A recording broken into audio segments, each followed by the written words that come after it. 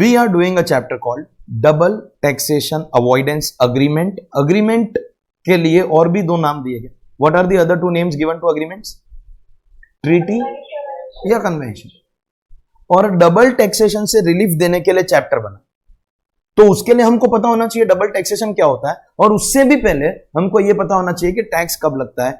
जितना जल्दी आप आंसर दोगे उतना आपके इंटरेस्ट में अच्छा रहेगा।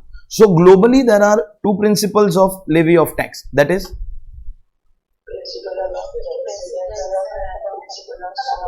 The principle of residence will be applied by the home country and the principle of source will be applied by the host country.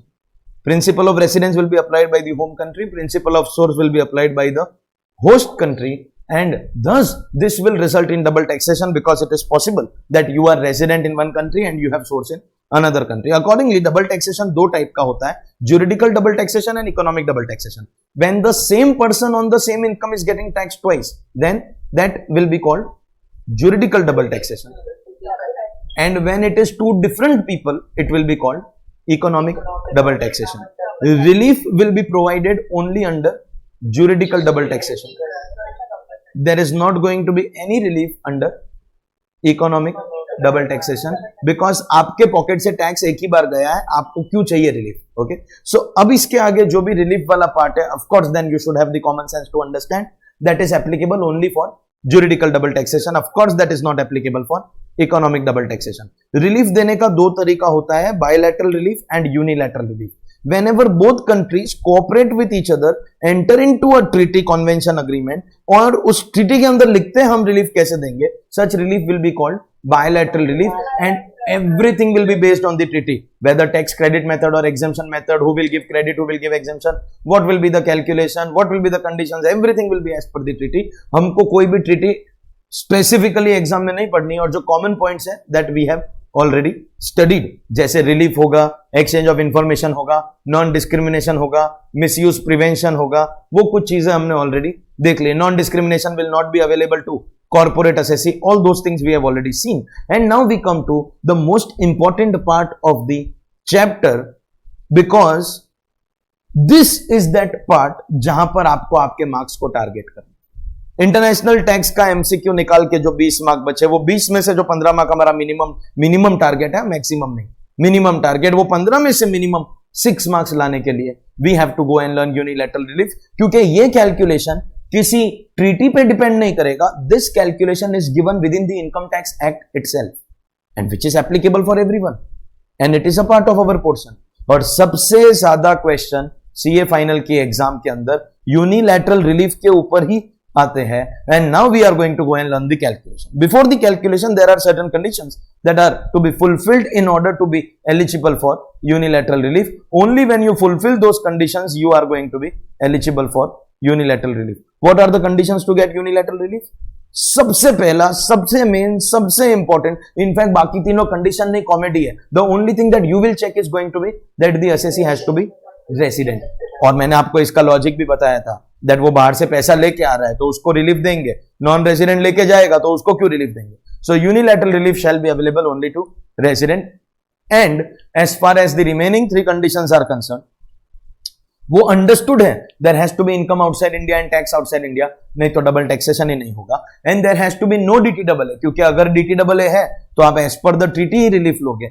DTAA नहीं होगा तभी तो आपको unilateral की जरूरत पड़ेगी. So as I said, the only condition is that assessee has to be resident. The other 3 conditions are not conditions, they are comedy. So can you see the screen?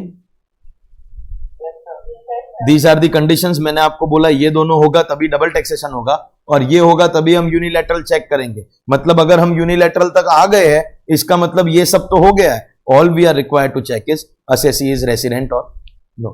अगर assessee resident है तो unilateral relief मिल जाएगा. And now we go to the calculation part of unilateral relief. This is where you will get your marks.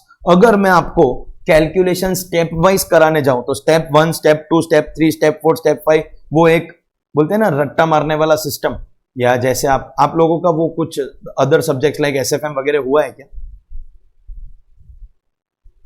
Forex derivatives,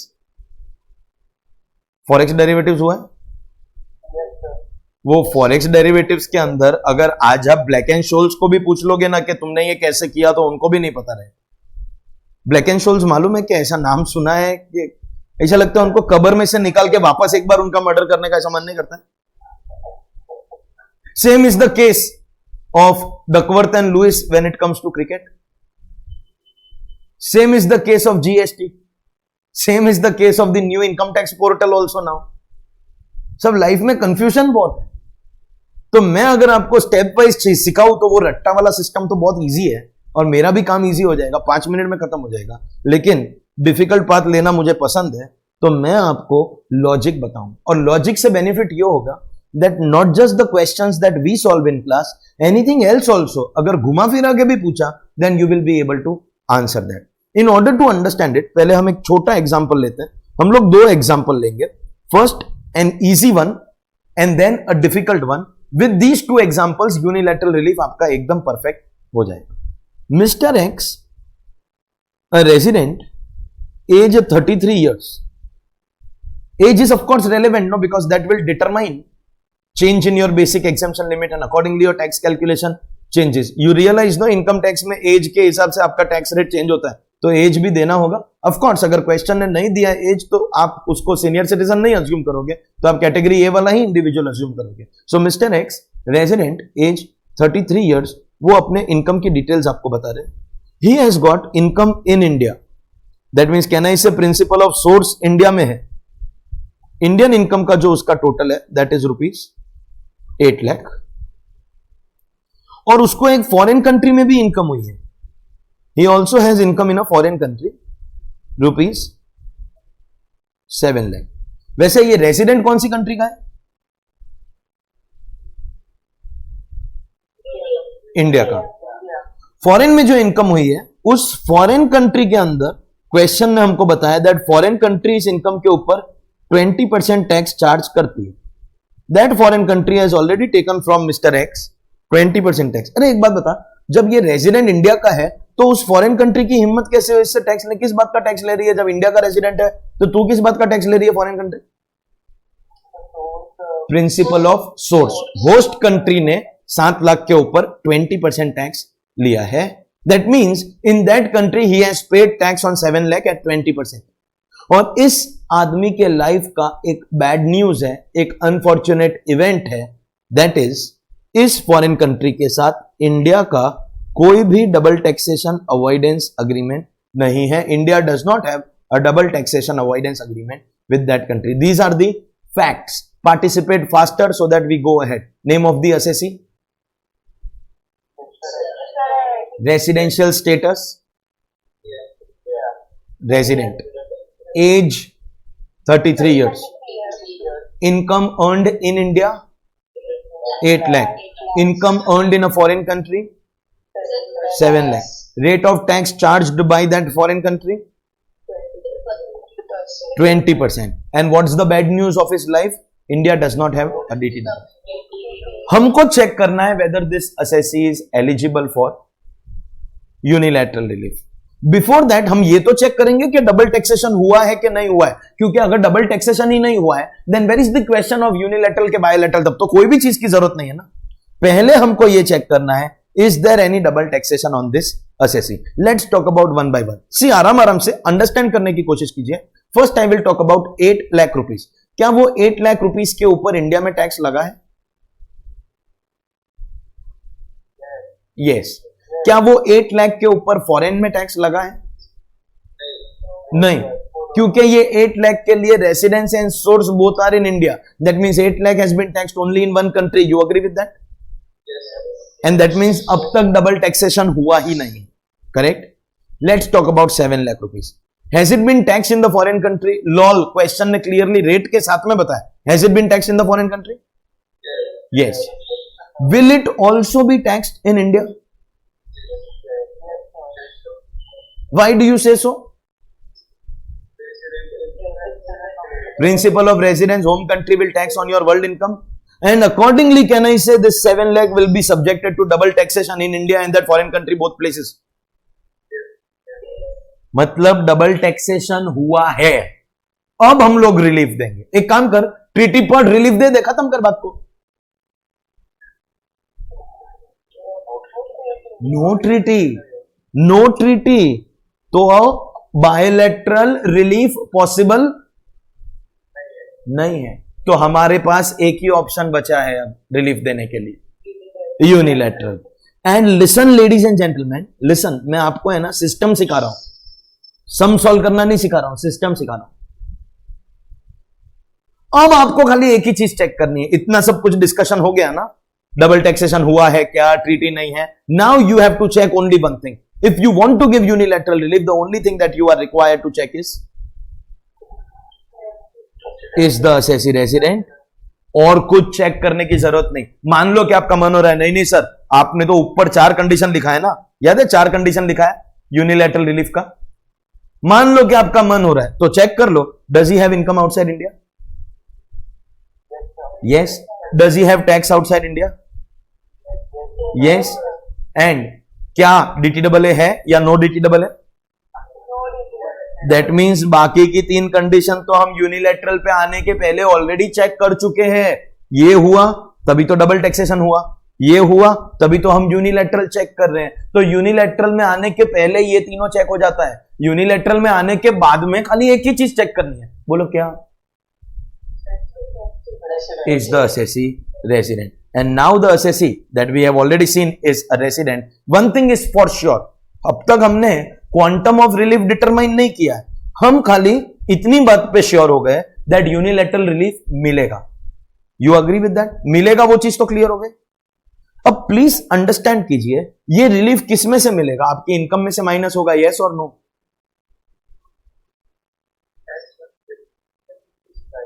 वापस question पूछता हूं, be comfortable, hear me out and then answer properly. हम लोग relief calculate करेंगे तो वो हमारी income में से माइनस होगा, यस और नो? नो। किधर से माइनस होगा? तो उसके लिए पहले हमको टैक्स तो चाहिए ना।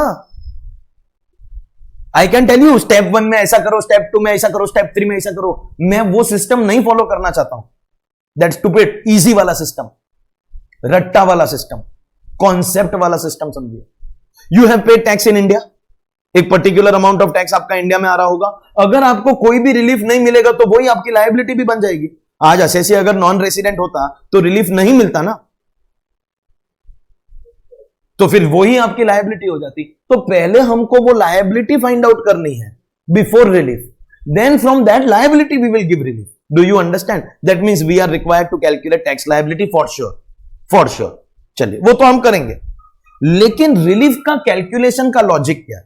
रिलीफ का कैलकुलेशन बोलता है you are paying some amount of tax in India, that we all know, and you have also paid some tax in that foreign country, that also we know. In fact the question has also given us the rate of that tax. Has the question given us that tax foreign में कितना भरा है? तो अब ladies and gentlemen, boys and girls, listen to me very carefully. The relief that the assessee will be eligible for, the concept of unilateral relief, the logic of unilateral relief states that India में जो तुम्हारा tax है and foreign में जो तुम्हारा tax है, दोनों में से जो लोअर अमाउंट ऑफ टैक्स है उतना हम तुमको रिलीफ दे देंगे। कुछ रैंडम नंबर्स लेते हैं। सपोजिंगली इंडिया में तुम्हारा 100 रुपए का टैक्स आ रहा है एंड फॉरेन में तुम 80 ऑलरेडी भर के आ गए। अब वो 80 का तो हम कुछ नहीं कर सकते बिकॉज हमारी कोई ट्रीटी नहीं है। एक काम करो, इंडियन टैक्स में से तुम वो 80 माइनस कर दो, 100 और 80 विच एवर इज लोअर। सो जो फॉरेन में भरा है वो इंडिया में क्रेडिट ले लो, लाइक टैक्स क्रेडिट में। ओके लेकिन अगर अदर वे राउंड होता, अगर इंडिया में 80 आ रहा है और फॉरेन में तुम 100 भर के आए हो, तो ऑफ कोर्स वो पूरे 100 का तो हम तुमको क्रेडिट नहीं दे सकते। मैक्सिमम हम क्या कर सकते हैं, जो तुम्हारा इंडिया में 80 आ रहा है that you don't pay. And in other words, if you mark the words that I am speaking, listen to the words very carefully, Indian tax और foreign tax whichever is lower will become our relief. इधर का tax उधर का tax whichever is lower, that is going to become our relief. That is the logic of relief. Of course calculation will go in step only, step 1, step 2, step 3, step 4, step 5, step 6 will be our relief. But understand the concept. You are required to find out 2 tax liabilities. Which tax liabilities? India का tax, which is also your tax अगर कोई relief नहीं होता तो वो तो any which way calculate करना ही था, India का tax. And you have to calculate foreign का टैक्स। वो तो कितना इजी है, यहां पे सामने आपको इनकम और रेट दोनों दिया है। इंडिया का टैक्स, फॉरेन का tax, out of the to which ever is lower will become your relief under section 91. This is known as relief under section 91. Unilateral relief is also known as relief under section 91. याद रहे section number 91 है, and it's a very important section because maximum questions in CA final are going to come in on unilateral relief, both in paper 7 as well as paper 6, whoever is opting for it. So mark my words, India का tax या foreign का tax whichever is lower will become our relief. वो 100 और 80 का जो example दिया उससे आपको समझ में आया क्या थोड़ा थोड़ा? चलिए, अब आप एक बात समझिए दैट इंडिया का टैक्स हमारे पास है ही नहीं, इंडिया का टैक्स हमको कैलकुलेट करना पड़ेगा। और जब भी आपको लाइफ में टैक्स कैलकुलेट करना है ना, आप कभी भी डायरेक्टली टैक्स नहीं कैलकुलेट कर सकते हो। In order to calculate tax for any assessee you are first required to calculate, come on tell me, guess करोगे, राइट निकलेगा। जब तक आप एनटीटीआई नहीं करते हो तब तक आपको टैक्स कैसा मिलेगा? व्हाट कम्स फर्स्ट, इनकम और टैक्स? हमने we have already had discussion on this. Depend करता है क्लास में है कि प्रैक्टिस कर रहे हैं। प्रैक्टिस कर रहे हैं तो क्लाइंट्स आके बोलेंगे इस साल मेरे को 5,000 का टैक्स भरना है, accordingly we will pass journal entries, ऐसा होता है। लेकिन यहां पे तो it is on paper always going to be first income. तो हमारा सबसे पहला step is going to be I could have directly told you the step, लेकिन मुझे आपको लॉजिक बताना था। अब जब हम स्टेप्स करेंगे with the help of the logic, आपको और अच्छे से समझ में आएगा। Can you help me? Step number 1, what is the net taxable total income in India? बहुत सिंपल क्वेश्चन है। Will 8 lakh be included in the total income of India? Of course yes. Will 7 lakh also be included in the total income of India? Yes.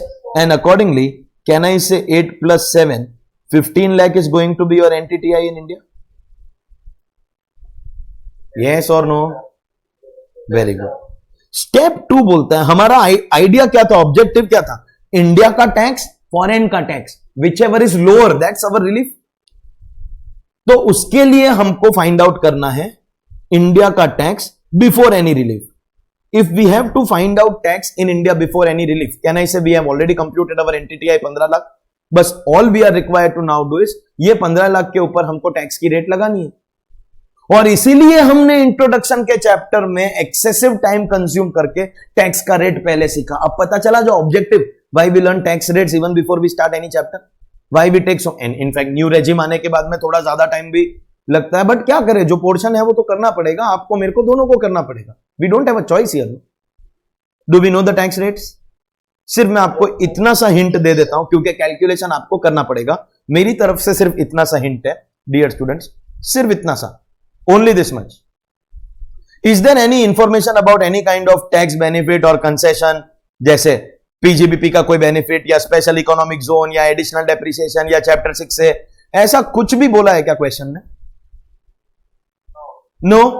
Then in that case you can बिंदास 115 BSc को लेके calculate कर लो। Because याद रहे, अगर कोई tax benefit नहीं लिया है that means NTTI as per old regime and new regime will be same. If you take tax benefits then हमको न्यू रेजिम में उसको फोरगो करके इनकम को बढ़ाना पड़ेगा।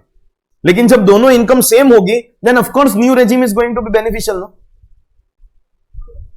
Calculate tax as per 115 BAC, tax in India assuming no relief we will calculate later. Please calculate. इसके लिए आपको टैक्स रेट्स कराया। Don't wait for your paid assistants, nobody is your paid assistant. अभी कोई लोग उठेगा, ढूंढेगा, अरे कैलकुलेटर किधर रखा रे, ढूंढ क्या हो, बैग खोलेगा, कबाड़ खोलेगा। करो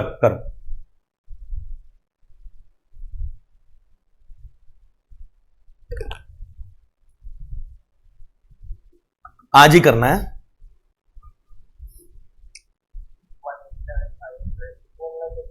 1,87,500। ताली बजाओ इन बच्चों के लिए। एक कान के नीचे 60 करके लाफा देगा, 60 करके। You only tell me, Rohan and Shivam both, why? ऐसा क्यों बोल रहा हूं? जब मैंने ही आपको बोला है 15 लाख पे तो न्यू रेजिम में फिक्स टैक्स होता है, हमने लर्न भी किया ना वो amount. I wonder why people were calculating. We have studied excess over 15 lakh का 30 होता है। 15 लाख तक तो फिक्स है ना न्यू रेजिम में, जैसे ओल्ड में 1,12,500 था। 187,500 और इन दोनों बच्चों ने वही अमाउंट बोला, still I am telling them के कान के नीचे लाफा दूंगा. Why am I saying that? Tell me, no? Tell me Shivam, tell me Rohan, why?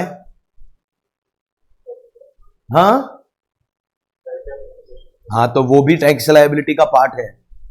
Ladies and gentlemen, that is also part of your tax. When we calculate tax, we have to calculate our all-inclusive tax. Add 4%. एक minute. 187,500 is less than rupees 5 lakh. Resident individual less than 5 lakh. तो आपने rebate calculate नहीं किया, क्या कर रहे हो? Direct HEC करोगे? एनटीटीआई देखना होता है, not the basic tax. Correct? तो रिबेट नहीं आएगा.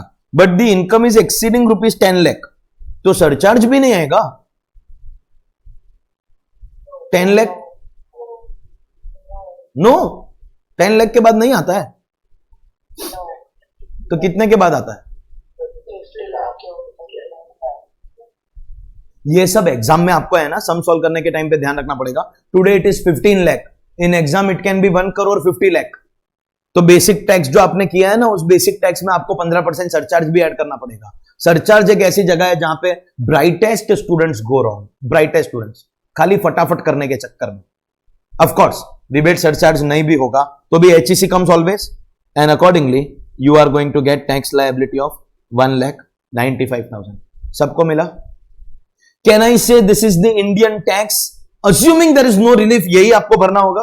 We know that there is relief. We have already seen assessee has fulfilled the condition. We know that unilateral relief मिलने वाला है, लेकिन विदाउट रिलीफ के पहले तो यही टैक्स होगा. yes or no? इस पूरे कैलकुलेशन के अंदर अगर आपके पास दिमाग है और आपका यूज करने की इच्छा है, you have the willingness to use your brain, है तो सही. फाइनल सीए की क्लास में बैठे हो तो दिमाग होना तो चाहिए. एनी स्टूडेंट ओवर हियर जिसका अभी फाउंडेशन बाकी है, खाली ऐसे कि I want to take a feel of CA final कैसा है, तो एक बार फाइनल कंफर्टेबल है, then I will enroll for CA. कोई ऐसा है माइनर चाइल्ड? नहीं कि पहले फाइनल का फील ले लेता हूं. मतलब you are all cleared, intermediate IPCC cleared students no. तो दिमाग है तो सही, नहीं तो यहां तक पहुंचते नहीं. Less than 1% of the population of the country reaches here. दूसरों की, पार्डन माई लैंग्वेज, लेकिन इतनी औकात नहीं है कि वो यहां तक पहुंच सके. Bad word but pardon my language. Intelligence है तो सही, यूज करना पड़ता है उसको. दिमाग है, यूज करना पड़ता है. यहां पे यूज करेंगे. We are going to find out something called the average rate of tax. क्या फाइंड आउट होगा? Average rate. Hear me out carefully. इस असेसी का जो हमने टैक्स कैलकुलेट किया है, you know that we have applied slabs, मतलब थोड़ा 0% भी हुआ है, थोड़ा 5% हुआ है. In fact this is new regime, तो थोड़ा 10 भी हुआ है, 15 भी हुआ है, 20 भी हुआ है, 25 भी हुआ है, उस पर एचईसी भी ऐड हुआ है. You agree that multiple rates have been applied on this income 15 lakh rupees. तो ऑन एन एवरेज इस असेसी ने किस रेट के ऊपर टैक्स भरा है? एवरेज के अंदर क्या रेट ऑफ टैक्स है? How will we calculate that? 1,95,000 is the tax that is arrived at or derived at an income of 15 lakh rupees. So all you are required to do is tax upon income into 100 करोगे तो आपको मिलेगा something called your average rate. हमको slabs को flat rate में convert करना है. If it is in decimals, you should give at least 2 decimals. अगर डेसिमल में है तो कम से कम 2 डेसिमल दीजिए, करके बताइए, उसके बाद में आई will give further explanation. 30 round है ना, ये डेसिमल में नहीं है. अगर डेसिमल होता तो 2 डेसिमल लेते. Listen to me very carefully. अब आपको मेरी बात ध्यान से सुननी पड़ेगी. इंडिया में 15 लाख की इनकम सबको समझ में आई.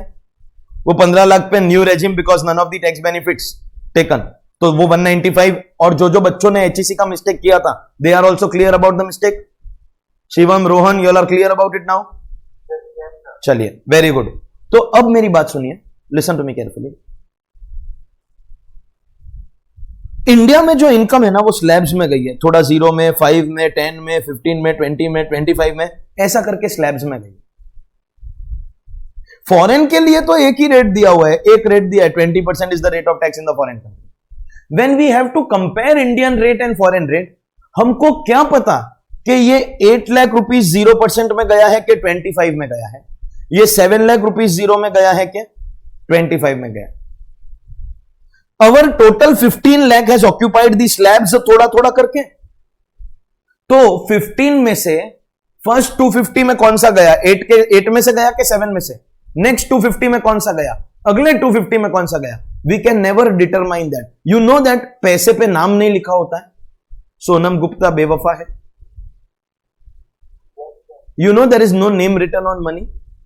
वी कैन नॉट आइडेंटिफाई। तो हमारे पास कोई ऑप्शन नहीं है। हम अज्यूम करेंगे that everything has been taxed at a flat rate. Total 15 lakh के ऊपर टोटल अगर आपका 195 का टैक्स है तो आपका एवरेज रेट ऑफ टैक्स 13%। इसका मतलब क्या? अगर आप अपने कैलकुलेटर पे अपना 15 लाख का एनटीटीआई लोगे और वो 15 लाख की एनटीटीआई पे डायरेक्टली 13% कर दोगे इंस्टेड ऑफ डूइंग 0, 5, 10, 15, 20, 25, तो आपको डायरेक्टली आप देख लो आपको 195 मिलता है। That is what we have done, average out. Means if I ask you what is the Indian rate of tax, my question actually is this, Indian rate of tax, first answer will be slab rates, but we have to convert slab into flat, that is average rate। तो in the current case इस assessee ने India में किस rate के ऊपर tax भरा है, अगर यह आपसे क्वेश्चन पूछा जाए तो आपका आंसर होगा 13%। You understand? क्योंकि 15 लाख का 13% उसकी इंडियन टैक्स लायबिलिटी है। यस और no? That means can I say कि assessee has paid tax in India on 8 lakh rupees at 13% plus 7 lakh के ऊपर 13%, because this is school level maths. 15 lakh का 13% हमारा इंडियन टैक्स है। Then do you realize 15 lakh का 13% is nothing but 8 का 13% plus 7 का 13%। क्या आप ये समझते हो, अग्री करते हो, ये मैथ्स आपको आता है? 8 का 13% प्लस 7 का 13% इज नथिंग बट 15 का 13%। And now comes the logic.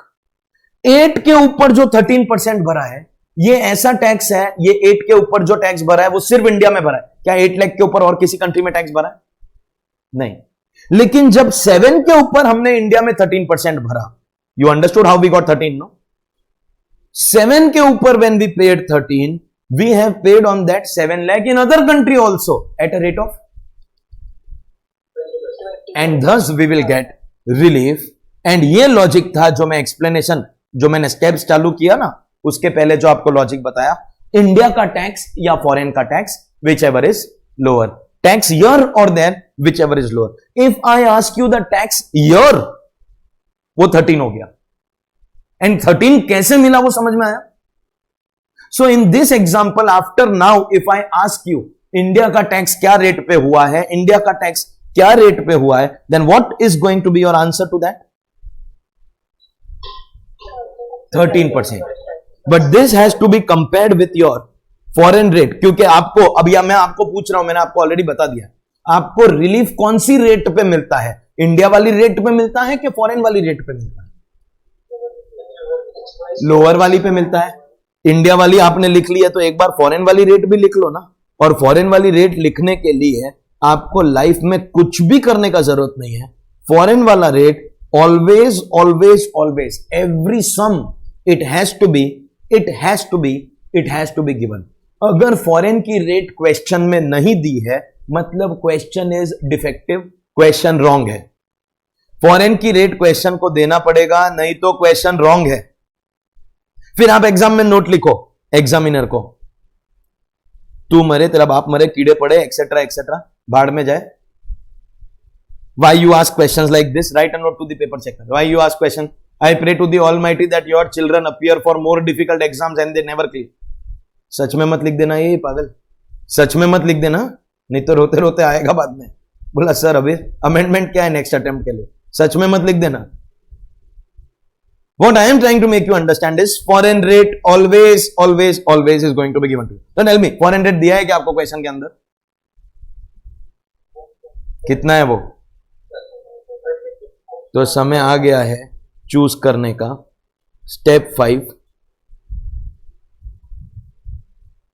बहुत महान काम अगर आप करोगे ना लाइफ में तो 20 और 13 में से लोअर क्या है बता दो। बहुत महान काम नहीं।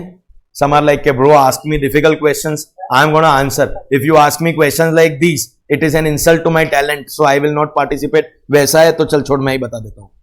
20 और 13 में 13 लोअर होता है, कैलकुलेटर पे चेक कर लेना, lower of the two 13%. And finally did I tell you step 6 में रिलीफ का आंसर मिलता है,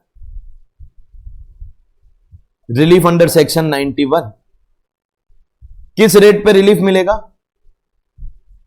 13%. पहले हम लोग वर्ड्स में लिखते, बाद में अमाउंट में लिखते, 13%.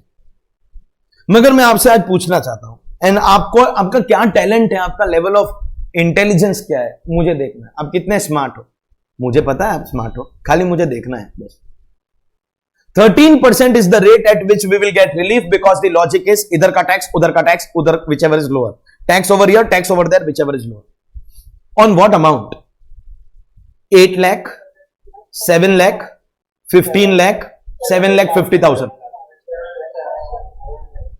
देखो 8 लाख तो पक्का आंसर नहीं हो सकता, 750 भी आंसर नहीं हो सकता, 50-50 लाइफलाइन भी मैंने आपको दे दिया. 15 लाख या 7 लाख, दो ही ऑप्शन है. Anybody who is fan of Modi ji? Modi ji का कोई फैन है यहां पे?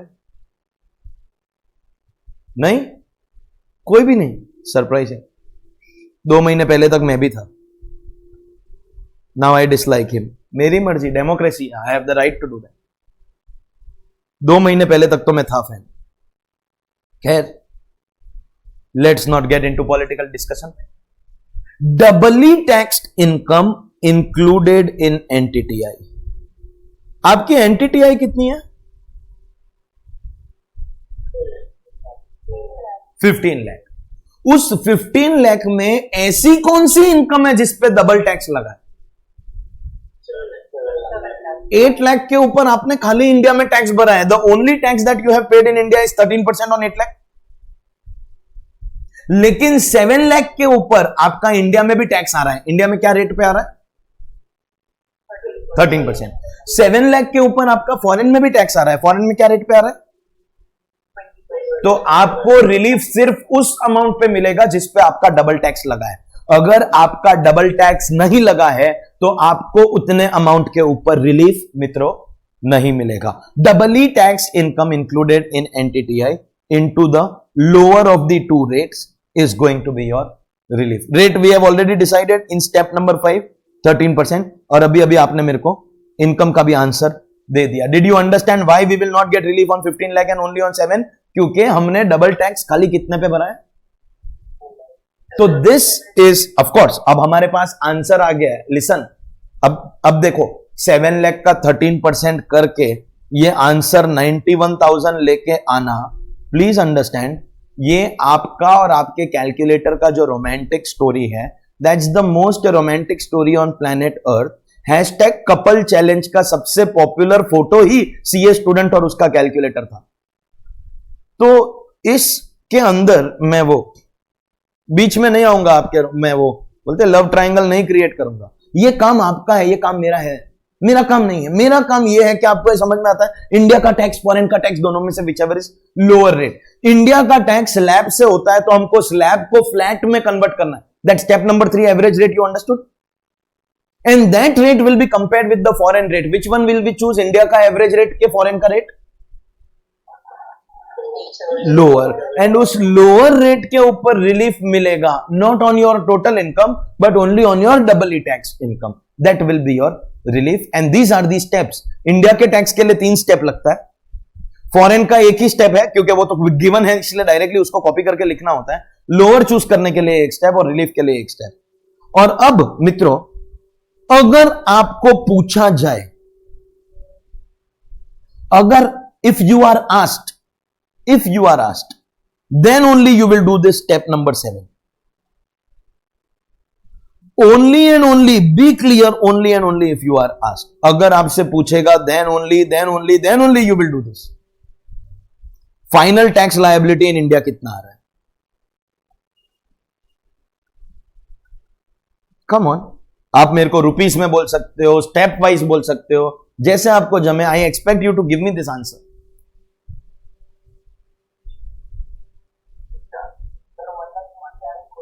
हाँ,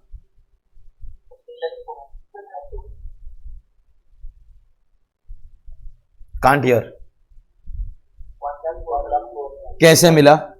स्टेप नंबर 2 में वो टैक्स मिला था जो हमको भरना पड़ता if we are not eligible for any relief, the tax liability in India before relief. And step number 6 में हमको मिला हमारा रिलीफ। विदाउट रिलीफ का टैक्स में से जब हम रिलीफ माइनस कर देंगे तो हमको मिल जाएगा हमारा फाइनल टैक्स लायबिलिटी। अच्छा, listen listen listen listen, mark my words, I am using the word liability here, be careful, it's a matter of terminology. Now is it possible कि असेसी के कुछ प्रीपेड टैक्सेस है, assessee ने कुछ advance tax भरा है, या assessee का कुछ टीडीएस कटा है, etcetera. Such taxes which are prepaid taxes, whatever is our liability, उसके सामने हमको क्रेडिट मिलता है। मान लीजिए कि रिलीफ नहीं, असेसी इनएलिजिबल होता तो वो इसका टैक्स होता, रिलीफ है तो ये इसका टैक्स है। Whatever is the final liability, your prepaid taxes का credit you will always get. मान लीजिए इस असेसी का 1 लाख रुपए का टीडीएस है, दैट मींस कहना इसे ये 1,04,000 के सामने we will adjust 1 lakh rupees का टीडीएस, और फिर जो हमको 4,000 मिलेगा, सुनना मेरी बात ध्यान से, उसको बोलेंगे final tax payable. This is my liability because I have prepaid taxes, my payable will be only 4,000। एक बात बताओ, पेएबल क्या, टीडीएस अगर ज्यादा होता ना तो शायद फाइनल टैक्स रिफंडेबल भी हो सकता है, वो तो डिपेंड करता है टीडीएस का अमाउंट 1 लाख है कि 2 लाख है। 1 लाख है तो 4,000 पेएबल होगा, 2 लाख है तो 96,000 रिफंडेबल होगा। Final amount payable refundable can change, लेकिन लायबिलिटी अगर आपसे पूछेगा तो लायबिलिटी वर्ड के लिए आपका answer 1,04,000। This is total tax liability, this is final tax liability. इधर देखो रे, this is total tax liability, this is final tax liability. लेकिन ये भी आपके कैलकुलेटर ने किया, in fact some students very clearly answered 104 and those who did not answer also before I give the answer automatically understood after relief जो बचेगा वो मेरी फाइनल लायबिलिटी। मुझे आपको क्या समझाना है, ये तो आपका कैलकुलेटर कर लेगा, और 195 में से 91 104 होता है वो तो ओरली भी हो जाएगा। मुझे आपको यह समझाना है, dear students please pay attention, ये स्टेप आप करोगे only if you are asked, only if you are asked, only if you are asked. There can be 2 types of questions. Type 1, calculate the amount of unilateral relief. You stop here. Don't be over smart in English. ज्यादा होशियार in Hindi, अति Shyana in Marathi, दोड ढापन in Gujarati, Panchayati in Marwari. और बोलू कि इतना काफी है, जितना पूछा उतना बोल, ज्यादा मत बोल। तुमको क्या पूछा, relief, stop here. Don't show this to the paper checker, उसको अक्कल नहीं है, उसमें 1 पैसे का अक्कल नहीं है। 100 रुपया मिलता है पेपर चेक करने का, क्या करेगा उसमें, सीए चेक करेगा उसको। People are not interested, only those who are jobless are. उसको एक शीट मिलती है, इसके साथ में कंपेयर कर और मार्क्स दे। उसकी शीट में 91 आंसर है, तुमने 104 लिखा है, उसको क्या मालूम कि ये उससे ज्यादा इंटेलिजेंट बच्चा है। जितना पूछा उतना बोलना। और अगर आपको बोला कि फाइनल टैक्स कर, then you can't stop here, then you will have to go up to here. और इससे ज्यादा डिफिकल्ट सिचुएशन होगी अगर क्वेश्चन एमसीक्यू में आया ये same question. Think about it, think about it. मेरी एमसीक्यू की बुक है ना, आपको तो एनीवेज अलॉट करनी है मेरे को। मैंने आपको clearly, I have promised you that I will give it to you and I am going to give it to you. Once that it is decided that from my side I am going to give it to you as आप gift समझ लीजिए या जो समझ लीजिए, I am going to provide it to you as a part of the class. तो अब आपके सामने तो मैं क्या करूं, मार्केटिंग इस बुक की। मार्केटिंग किसके सामने करनी होती है, in case I have to sell it, मैं it is already a best seller, मेरे को उसकी मार्केटिंग करने की जरूरत नहीं है।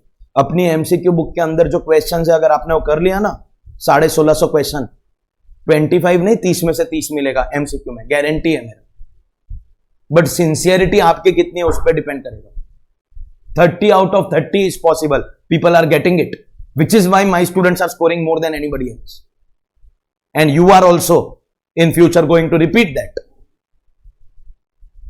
क्योंकि मैं एमसीक्यू कैसे बनाता हूं, मेरा स्टाइल क्या है, ये सम अगर मैं एमसीक्यू में डालूंगा, मैं 91 को और 104 को दोनों को ऑप्शन में रखूंगा।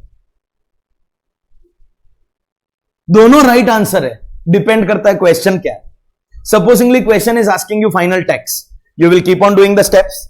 यहां तक पहुंचे, आपको 91 दिखा amount of relief, 91 is also there in your options. आपको लगेगा वाह मेरे को 91 मिला, 91 ऑप्शन में भी है, जल्दी कर जल्दी कर जल्दी कर, मर गया। क्योंकि 91 रिलीफ के लिए राइट आंसर है, लेकिन क्वेश्चन क्या है, फाइनल टैक्स लायबिलिटी। तो आपको चूज करना है 104 which is one of the other options. Likewise अगर मैं अदर वे राउंड पूछूं, I am asking you calculate the relief, और आपने होशियारी मार के यहां तक करके 104 is there in the option और उसको सिलेक्ट किया, अल्टीमेटली एमसीक्यू में तो या तो फुल मार्क्स या 0 मार्क्स ना। हेलो, मैं जो एमसीक्यू बनाता हूं ना, सुनो, एक एक सम को 4 बार सॉल्व किया है मैंने। आई सॉल्व द सम, पहली बार राइट आंसर जो आता है उसको रैंडमली एबीसीडी में से एक ऑप्शन अलॉट करता हूं, फिर मैं 3 बार उस सम को रॉन्ग सॉल्व करता हूं। कैसे? If there is a student solving this sum, वो स्टूडेंट क्या मिस्टेक करेगा, वो मिस्टेक मैं करता हूं, उसकी वजह से क्या आंसर आता है उसको एक ऑप्शन बनाता हूं। वैसे 3 बार सॉल्व करता हूं। If I give you option के अंदर 1,04,000 and the remaining 3 options are 5 crore, 10 crore, 15 crore, 15 lakh की इनकम है, और बाकी के 3 ऑप्शन है 5 करोड़, 10 करोड़, 15 करोड़। कोई अनपढ़ गवार को भी लेके आएगा ना, वो भी बिना कैलकुलेट किए 1,04,000 सिलेक्ट कर लेगा। You understand, calculation is not required. और एमसीक्यू में आपको कोई एक्सप्लेनेशन नहीं देना है, ओएमआर शीट है। ऐसे नहीं बनता है एमसीक्यू, ऐसे नहीं बनता है, नहीं बन सकता है। आपको समझा एमसीक्यू कैसे बनता है? Every sum has been solved 4 times, 3 बार रॉन्ग सॉल्व किया, बहुत मेहनत किया है, but with the grace of God myself and my students both are being rewarded for that hard work. Hard work मैंने किया है, लेकिन मेरे करने से काफी नहीं है। बच्चे जो वो सारे के सारे क्वेश्चंस सॉल्व करते हैं, जो क्वेश्चंस नहीं समझ में आता है, आपने देखा होगा दोज हु हैव विजिटेड, मैं पूरे के पूरे 1650 क्वेश्चन को सॉल्व करके एमसीक्यू सीरीज, वेब सीरीज का कल्चर है ना आजकल, तो एपिसोड 1, 2, 3, 4 करके, पहला सीजन 15 एपिसोड का था, दूसरा सीजन 10 एपिसोड का था, पूरा बुक सॉल्व करके मैंने अपलोड किया हुआ है मेरे चैनल के ऊपर। किया कि नहीं? Like, share, subscribe, hit the bell button, never miss an update. नहीं किया तो कर लेना, तुम्हारा फायदा है। पूरा का पूरा सीजन अपलोड किया। Of course the last season that was uploaded was applicable till November 21 exams. आपके लिए बुक भी नया बनेगा इनकॉर्पोरेटिंग द अमेंडमेंट्स, और सीजन भी नया बनेगा ऑफ कोर्स। तो वहां पे आपको इनके एक्सप्लेनेशन भी मिल जाएंगे। बाई चांस कोई बहुत ज्यादा कॉम्प्लिकेटेड सम्स, क्योंकि मेरे एमसीक्यूज बहुत, अगर उसको सब्जेक्टिव में पूछे तो कम से कम 4 मार्क का सम बनेगा। ऐसे ऐसे मैंने एमसीक्यू में क्वेश्चन रखे। तो of course you may need the कैसे डिराइव किया, you may need the solution, उसको मैंने अपलोड करके डाला हुआ। And the other amendment revision lectures are also very useful in your interest. तो याद रहे, आपको जो पूछा है आपको उसी का आंसर देना है। Otherwise calculation part your calculator can manage. Do you know in CA exams calculators are not allowed. CA की एग्जाम में कैलकुलेटर अलाउड नहीं है, कंपल्सरी है। कंपल्सरी, अलाउड नहीं है, कंपल्सरी है, कंपल्सरी। समझ में आता है? तो ये सब काम आपका कैलकुलेटर कर लेगा। आपको लॉजिक समझा क्या? इंडिया का टैक्स या फॉरेन का tax, whichever is lower. India का टैक्स 3 स्टेप से होगा, फॉरेन का दिया हुआ रहेगा, और याद रहे टोटल इनकम पे नहीं, जिस पे डबल टैक्स लगाए खाली उसके ऊपर। With this easy example, if you have understood the concept, I will take the second example. I will take a little difficult example now, little, क्योंकि अब हम कॉन्सेप्ट समझ गए तो थोड़ा प्रोविजन को भी अच्छे से करने की कोशिश करेंगे। तो I will now take a difficult example, जिससे आपको थोड़ा और बेटर अंडरस्टैंडिंग आएगा about the concept of unilateral relief. Are you willing to do a little complicated example with me on unilateral relief? तो चलिए थोड़ा सा कॉम्प्लिकेटेड एग्जांपल करेंगे।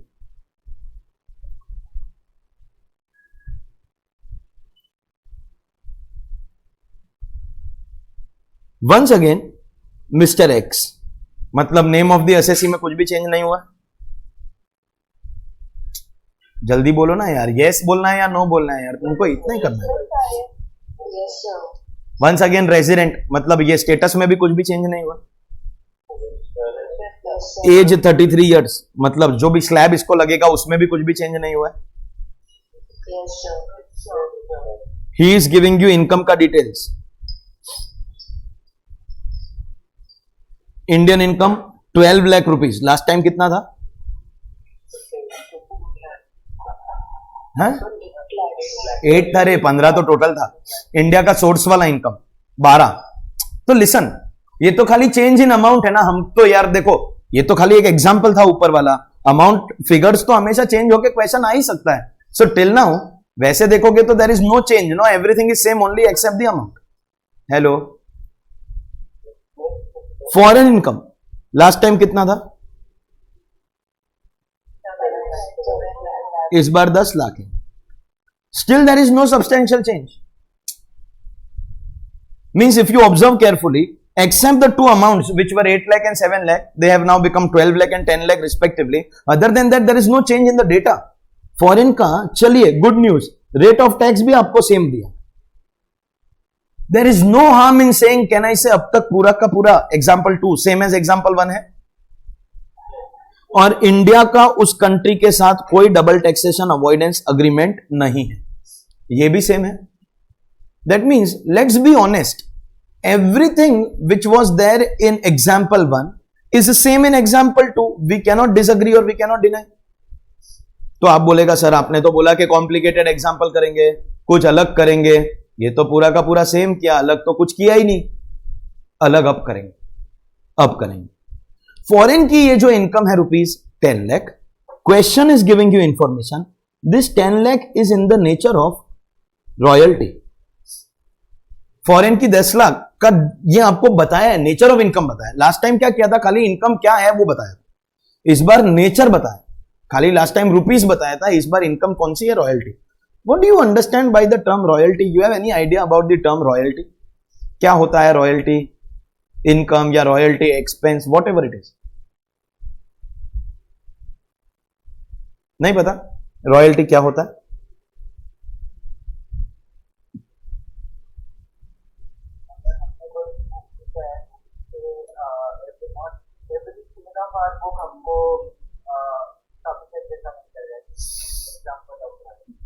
मेरा ही एग्जाम्पल लेके बोल रहा है, थैंक यू।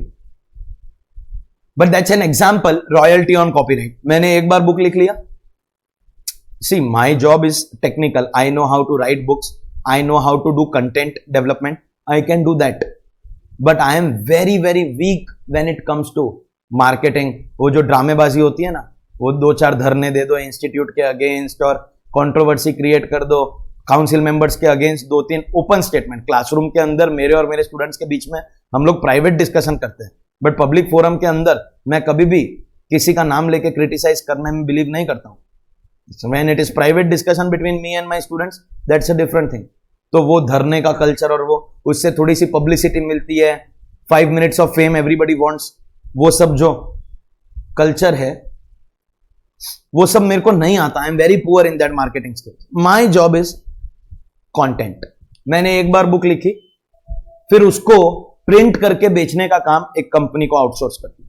मैंने एक बार साल में लेक्चर, डायरेक्ट टैक्स है इसलिए एवरी ईयर रिकॉर्डिंग करना पड़ता है, एक बार रिकॉर्ड कर लिया, फिर उसको रिकॉर्ड करके outsource to a company for sale purposes. My job is to only create the content. So every time lecture will get sold or book will get sold, I will get a portion. That's royalty on copyright. It's an example. Likewise, अगर मैंने कोई नया invention किया, मैं scientist है, अय्यर भाई मालूम है, अय्यर भाई साइनिस्ट, उन्होंने कोई नया इन्वेंशन किया, दाग जाए पर रंग ना जाए, तो every time with that formula company detergent बना के बेचेगी तो साइंटिस्ट को रॉयल्टी मिलेगा। That's royalty on patent.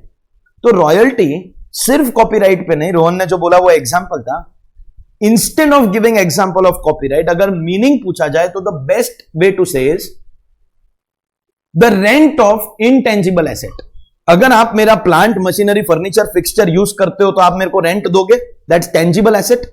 लेकिन अगर आप मेरा इंटेंजिबल एसेट, रॉयल्टी, अगर आप मेरा इंटेंजिबल मतलब copyright, trademark, patent, drawing, design, business development right, अगर ऐसा कुछ यूज करोगे तो you will give me royalty. The rent for intangible asset, या उससे भी बेटर वर्ड है intellectual property. The rent paid for using someone's intellectual property is called royalty. तो ये जो असेसी मिस्टर एक्स है, ये जो एग्जाम्पल 2 है, इसको जो फॉरेन से 10 लाख रुपया मिला है, the nature of this income is defined, ये रॉयल्टी इनकम है। मतलब इंडिया की इनकम है 12 लाख रुपया, फॉरेन की इनकम है 10 लाख, वो 10 लाख रॉयल्टी है। क्या आपको ये समझ में आता है? सर तो क्या फर्क पड़ता है, रॉयल्टी है, सो व्हाट का आंसर ये है dear students, I am not teaching you, I am telling you, I am informing you, it is a part of my agenda. One day I will be doing with you, and you have promised that you will not stop attending when I am doing that part of your portion out of your overconfidence, because it is exactly those students who come crying after the results. आपने तो promise किया है ना मेरे को. There is a section 80QQB in chapter 6A, that is deductions. Deductions का जो chapter है, मतलब टेक्स्ट बुक का 40वां चैप्टर, आईपीसीसी पोर्शन का लास्ट चैप्टर, डिडक्शंस के चैप्टर में एक सेक्शन है जहां पे हमको हमारा एटीसी, एटीडी, एटीजी, एटीयू वो सब मिलता है. उधर ही एक डिडक्शन है 80QQB. I am not teaching you, I am telling you. 80QQB में अगर आपको रॉयल्टी इनकम हुआ है तो उसमें एक डिडक्शन दिया मैक्सिमम 3 लाख. ये मैक्सिमम है. मतलब सुनिए, अगर ये इनकम 10 लाख है, इस इनकम के सामने आप ये डिडक्शन ले रहे हो. Royalty का deduction can be taken only against royalty income. How much is the royalty income? 10. Then you can take full 3 lakh. अगर ये अमाउंट 1 लाख रुपया होती तो फिर आप सिर्फ 1 ही लाख ले सकते थे, because 3 lakh is the maximum limit. इससे कोई मतलब नहीं है. ये 1 करोड़ भी होगा तो भी you can not take deduction against this income for royalty. हाँ, ऑफकोर्स इट इज पॉसिबल कि सर ये भी रॉयल्टी हुआ तो then it's a different thing, then you can take, then okay. But in our example what have we assumed? 10 lakh is royalty income. This is any other income. That means the eligible deduction of 3 lakh can be taken only against 10 lakh. तो आपको खाली इतना देखना है वो 3 लाख से ज्यादा है कि कम है. क्या 10 लाख 3 लाख से ज्यादा है? Then full 3 lakh का deduction you will get. And if it was less than 3 lakh, example 1 lakh, then maximum 1 lakh का. 3 lakh is not flat deduction, it is maximum, and that can also be taken only against royalty income. It cannot be taken against any other income. This is famously known as deductions के chapter में इनको बोलते हैं income related deduction. Deduction which is taken against particular income. देखिए हमारे जो life insurance premium, medical insurance premium, donation के जो डिडक्शन है, आप आपकी टोटल इनकम में किसी के सामने भी ले सकते हो. You can take against 12 lakh or 10 lakh or anything else. But income related deduction can be taken only against that particular income. मतलब ये 3 लाख का डिडक्शन शॉर्ट में बोलूंगा तो क्या आपको इतना समझ में आ गया? 10 लाख के सामने हमको 3 लाख का चैप्टर 6A का डिडक्शन मिलने वाला है. Understood everyone? बस इतना डेटा एक्स्ट्रा है. इतना मींस असेसी का नाम सेम है, रेसिडेंशियल स्टेटस सेम है, एज सेम है, इंडियन इनकम भी है, फॉरेन इनकम भी है, DTAA नहीं है.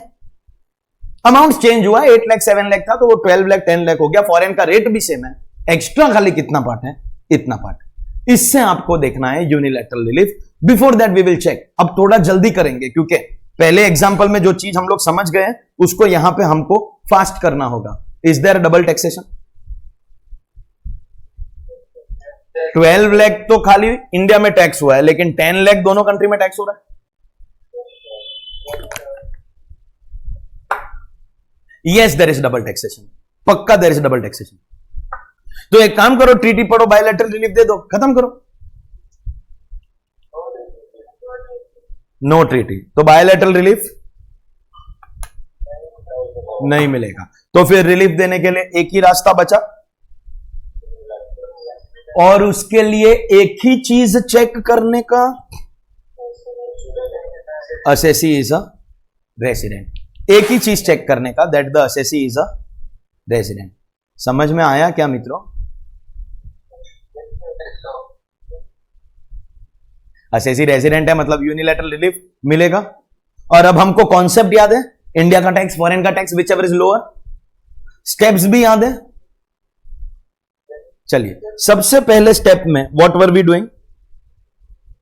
एक्चुअली 3 स्टेप खाली इंडिया का एवरेज रेट फाइंड करने के लिए लगता है. पहले स्टेप में इनकम, दूसरे स्टेप में टोटल टैक्स, तीसरे स्टेप में एवरेज रेट. तो पहला स्टेप में क्या था हमारा? अब आपको थोड़ा पार्टिसिपेटिव बन के जल्दी करना होगा क्योंकि कॉन्सेप्ट सीखना इज वन थिंग एंड अपनी स्पीड को भी ध्यान में रखना is another thing. Please tell me. NTTI in India तो can you tell me what is the NTTI in India?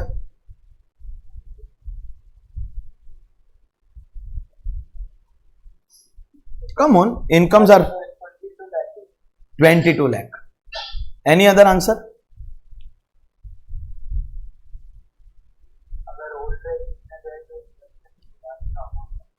Old regime में गए तो रोहन, तो कितना है वो बाद का अमाउंट? मतलब करते नहीं हो, आपको करना नहीं आता है, तो मेरे को वो सुनना है ना. That means listen listen, GTI में से जब चैप्टर 6 से माइनस होता है ना, तभी एनटीटीआई मिलता है. जिन बच्चों को इतना नॉलेज नहीं है उनको मैं बता देता हूं, income tax is never charged on gross income. 12 plus 10 22 is gross income. Income tax will be charged on your net income, and net income is going to be for the purpose of normal provisions. हम लोगों के लिए it is going to be 22 minus 3 19 lakh rupees. लेकिन अगर SSC 115 BSc opt करेगा तो फिर उसका आंसर क्या हो जाएगा? 22. Why 22? Because 115 बीएससी में आपको चैप्टर 6A का डिडक्शन नहीं मिलता. That's the only thing. देखिए 20 टैक्स बेनिफिट्स छोड़ने पड़ते हैं. We all know that 115 BSc में income will be higher, but इस क्वेश्चन में 20 में से खाली एक ही दिया है 3 लाख रुपया, वो हमने डिनाई किया, डिसअलाउ किया. That means can I say we have got NTTI as per both regime old as well as new. आपको खाली स्टेप नंबर 2 याद है क्या? स्टेप नंबर 2 क्या होगा after we have derived NTTI? Calculate tax in India. When we calculate this tax in India, do you now understand? अभी हमको एक बार नहीं 2 बार टैक्स करना पड़ेगा. As per normal provisions, the tax will be calculated on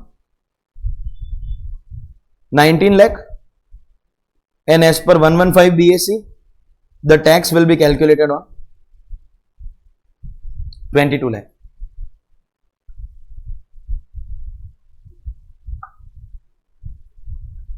अभी शक्ल मत देखो, मेरे को भी मालूम है मैं बहुत हैंडसम है. करो चलो. तुमको इसके लिए टैक्स रेट्स पढ़ाया, इंट्रोडक्शन के चैप्टर में पढ़ाया, ओल्ड रेजिम और न्यू रेजिम दोनों पढ़ाया.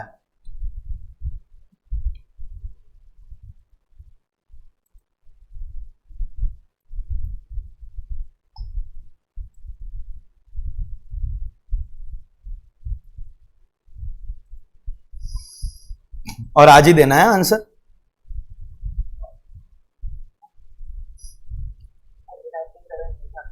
$397 $800. एक सेकेंड वेरीफाई कर लेते हैं. 9 लाख के ऊपर 30% चार्ज हुआ ओल्ड रेजिम में, 10 लाख तक फिक्स होता है. सो 9 लाख इंटू 30%, यस और no? Plus 1,12,500 because it is 33 years. अगर 60 ईयर्स होता तो 1,10,000 होता, और अगर 80 ईयर्स होता तो 1 लाख होता. But here it will be 1,12,500. Then after what will you do? Plus 4% HEC, क्योंकि ये रिबेट और सरचार्ज दोनों का केस नहीं. Very good, everybody got the same amount. Because कल की डेट पे अगर ये आंसर रॉन्ग निकला and you come and tell me sir answer wrong छे sir, I will slap you in the same language Gujarati. क्योंकि तुम क्लास में क्यों नशा करके बैठे थे? तुम्हारा भी काम है सॉल्व करने का. पगार नहीं दिया किसी को, मतलब दूसरे स्टूडेंट को पगार नहीं दिया करने के लिए. तुमको भी करना है, एग्जाम तुमको खुद को देना है. Please make sure you verify the answers. और 22 लाख के ऊपर न्यू रेजिम के हिसाब से कितना आ रहा है?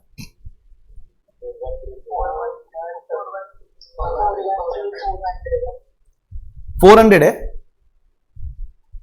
413,400. इसको भी वेरीफाई कर लीजिए. आप बताइए 30% कितने अमाउंट पे लगाया?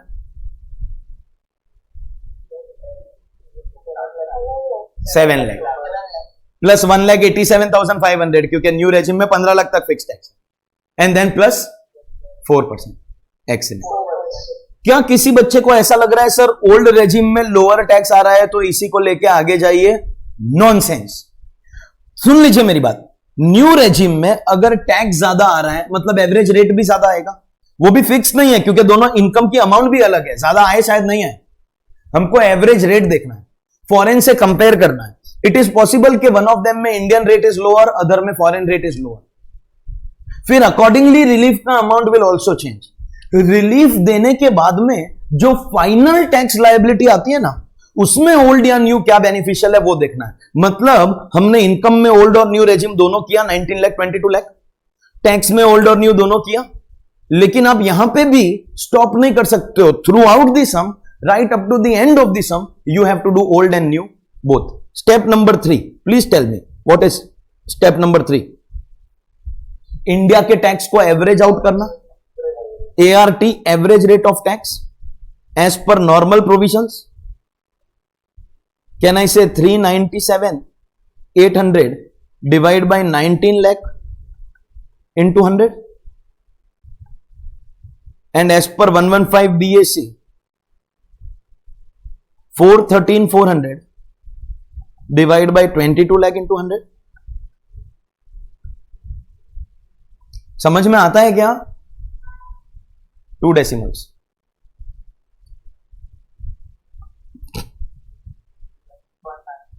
हाँ, 20.94. 79 के 99? 20.94, 18.79. Fantastic, excellent.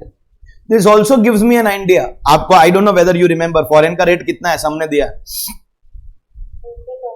आप समझे क्या? एक जगह पे इंडिया का रेट लोअर है, एक जगह पे फॉरेन का रेट लोअर है. अकॉर्डिंगली रिलीफ का amount will also change, everything will change. And इसीलिए आप यहां पे ओल्ड और न्यू नहीं डिसाइड करोगे. खाली इतना समझ में आ गया? लास्ट तक this will continue, please. Then let's jointly continue. Step number 4, this is the easiest of all. What is step number 4?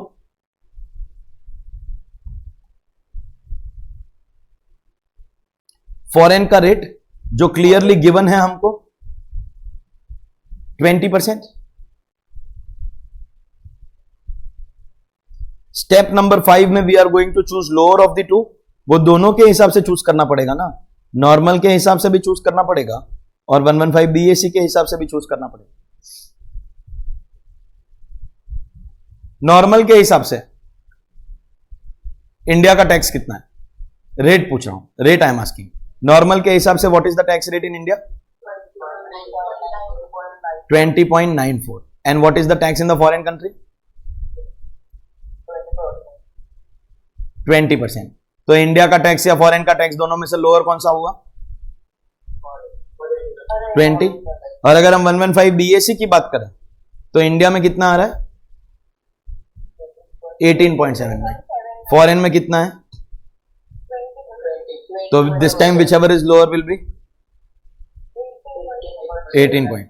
तो मित्रों, do you realise in no time, now that we know the logic, India का tax and foreign का tax whichever is lower, हम लोग पहुंच गए हमारे उस स्टेप के ऊपर. रिलीफ अंडर सेक्शन 91 पे पहुंच गए हम लोग. As per normal have we decided that the relief will be calculated at a rate of 20%. And as per 115 BAC, we have decided that the relief will be calculated at 18.79%. दोनों हम लोग relief calculate करेंगे. सुन लीजिए इसके आगे करना क्या है. Do you understand? 397,800 में से ये वाला रिलीफ माइनस होगा एंड फाइनल टैक्स मिलेगा.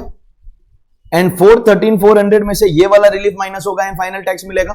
So that will give us final tax as per old and final tax as per new, and that is the stage where we can select that which is beneficial, old regime or new regime. Have you understood that? Yes, sir. तो rates तो decide हो गई है, बस अब मित्रों सिर्फ एक चीज डिसाइड करना बाकी है. ये रेट आपकी जो लगेगी ये किस अमाउंट के ऊपर लगेगी? I'll give you options. I'll give you options. कोई को बोलेगा सर MCQ है, ऑप्शन दो ना.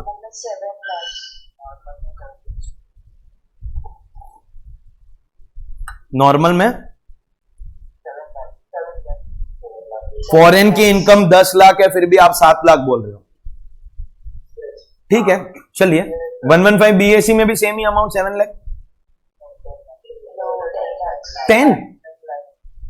Sir why sir, how sir, how how how how how. सुनिए, एक एक करके बात करते हैं.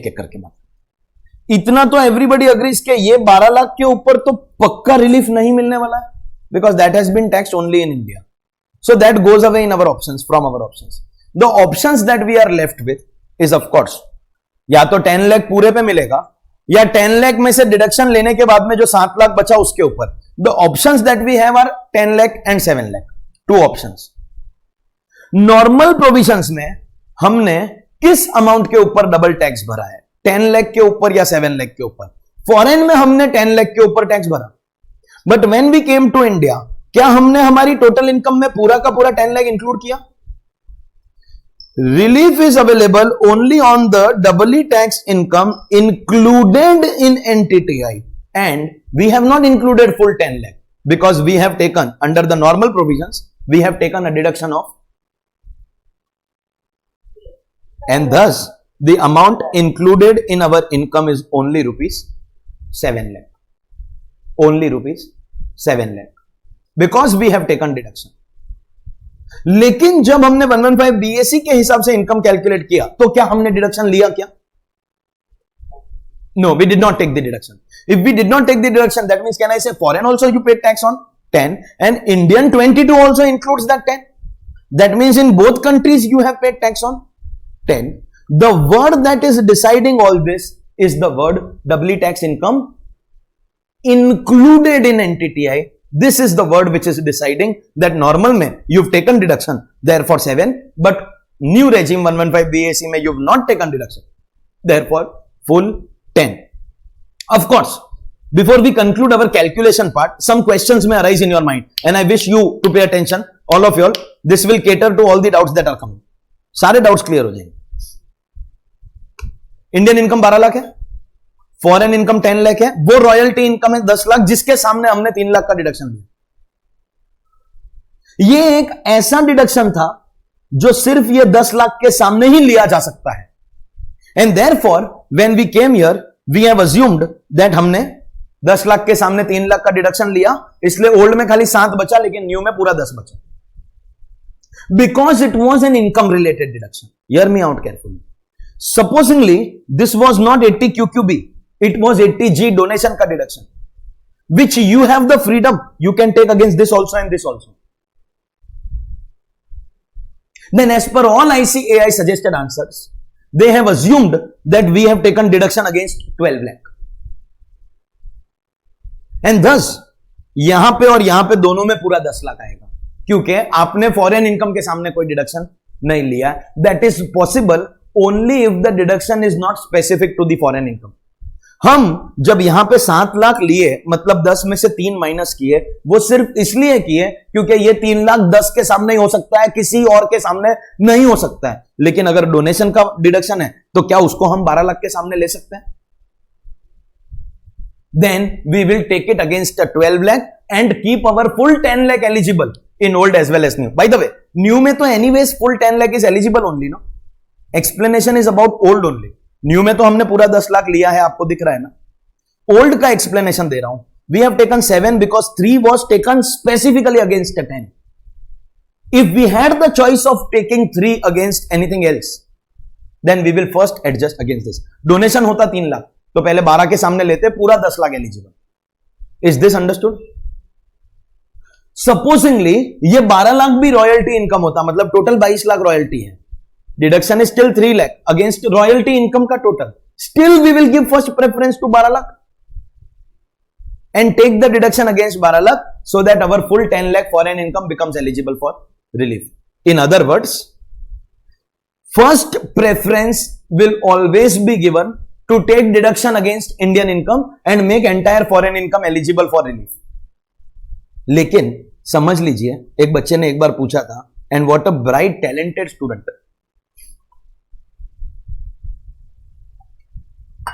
उसने बोला सर दोनों रॉयल्टी है, दोनों रॉयल्टी है, मतलब first preference I should give to Indian income. लेकिन सर ये 2 ही लाख रुपया है, 12 नहीं है. टैलेंट देखा बच्चे का, but the answer is very easy sir. First preference against Indian income, but maximum that you can take against Indian income will be 2 lakh. You can take 3 against that, no, क्योंकि वो 2 ही लाख है. तो बाकी का बचा हुआ 1 लाख आपको किसके सामने लेना पड़ेगा?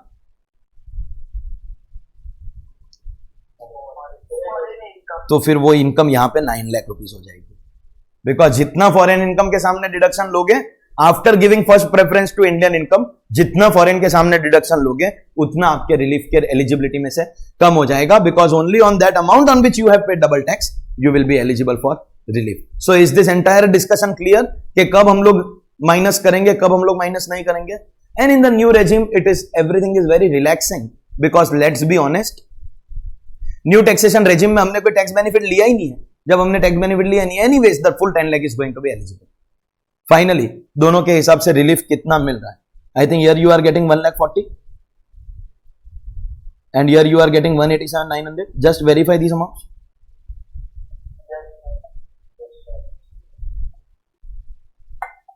Only and only and only and only and only if you are asked.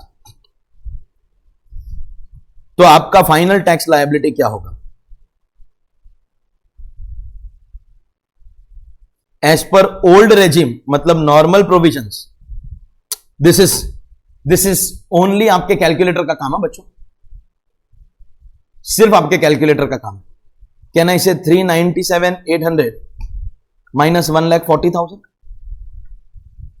Because old regime में आपका 140 का रिलीफ आ रहा है. हेलो, मरे हुए फेसेस मत बनाओ. You are understanding no what I am saying? थोड़ा स्माइल, एक्सप्रेशन कुछ तो करो. क्या करो, नाच के दिखाओ.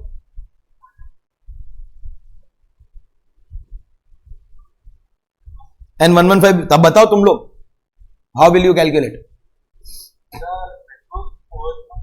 है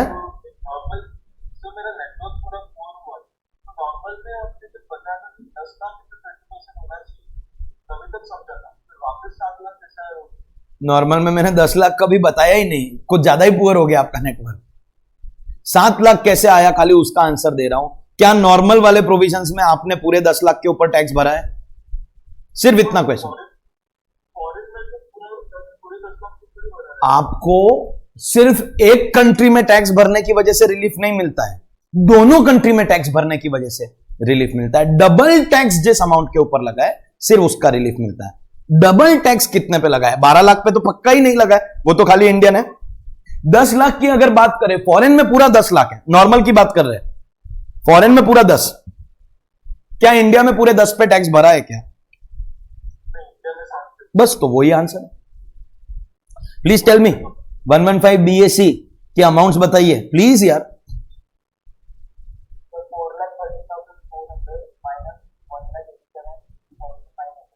Accordingly, you get your final tax liability as per both regimes, 257,800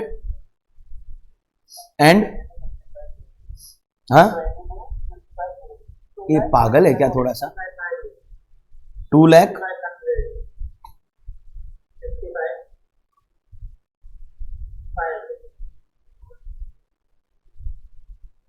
255500. Phone number बोल रहा है 255,500.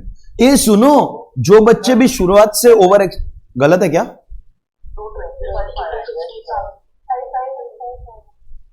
222